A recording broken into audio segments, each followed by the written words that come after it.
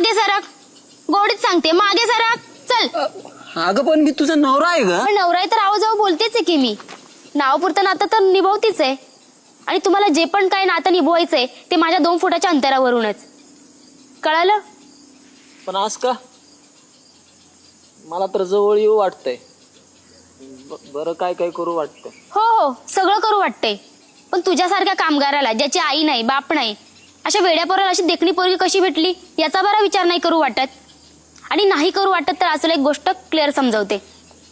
तुझ्या मालकिनीकडनं माझ्या आईला चिक्कार पैसा भेटत होता, ज्याची गरज माझ्या बापूच्या ऑपरेशनसाठी होत होती. म्हणून माझ्या आईने पैसे घेतले आणि पोरगी दिली.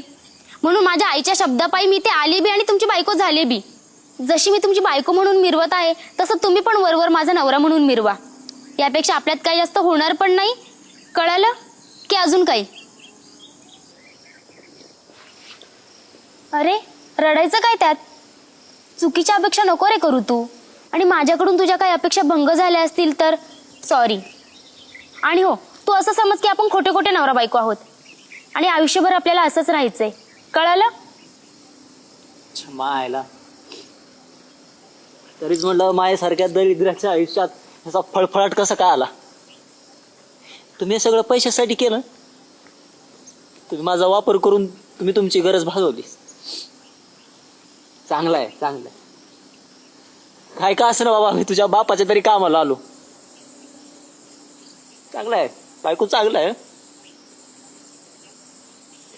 यातलं खरं काय आणि खोटं काय हे मला काय माहिती नाही.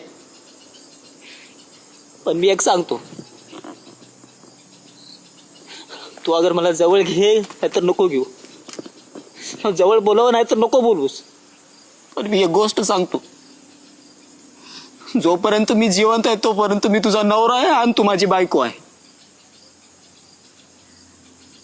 मरूस तर ध्यानात ठेव.